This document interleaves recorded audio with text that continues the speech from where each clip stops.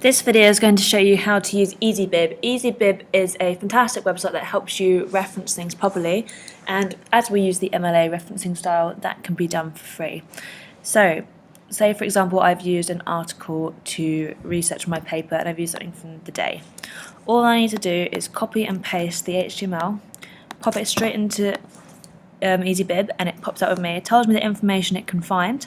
There's some things that it can't find. Sometimes it fills them all in, sometimes it might fill only one in, and then what you do is you continue and you go through and you sort of think about the ones that you can fill in. So I know this is from the day. Okay, I'm going to look on the site. I can't find the name of who wrote it, but I can see that it was published on Tuesday the 11th of February, so I can put that in as well, 2014. You just click next and it comes up like this. So you would copy paste this and put it at the end of your essay or research paper.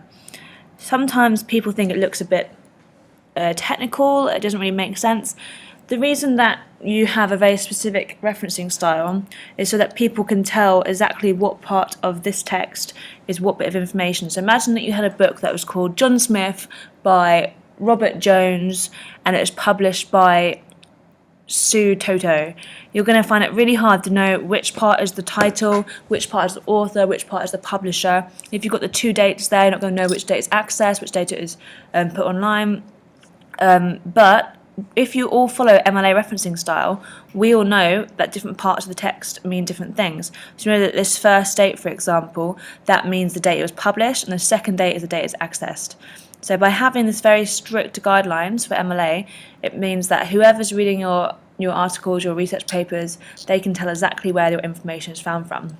Now, one of the really good things about Britannica, another source that we use, is that when you're referencing an article, it already tells you exactly how to reference it. So say we're reading this article about the fabulous Johnny Cash.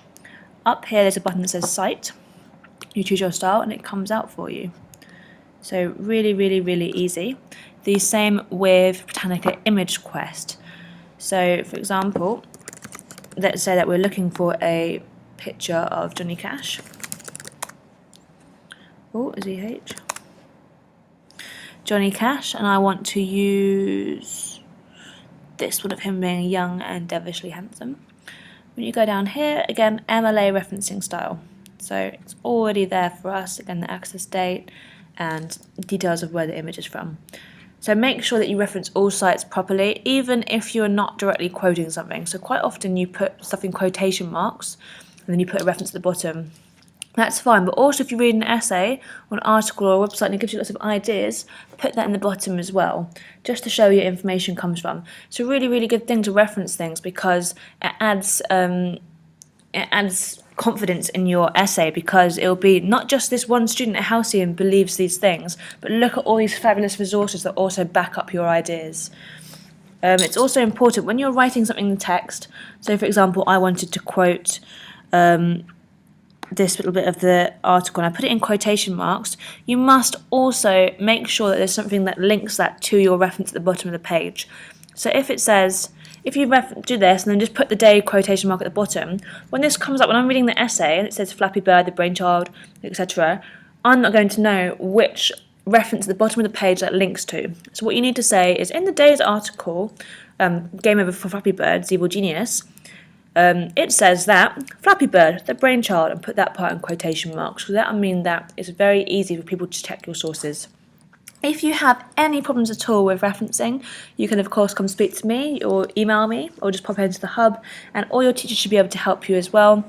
If you have any struggles with EasyBib, you can also contact EasyBib or look on YouTube for ideas, but again, I'm always happy to help. Okay, thank you.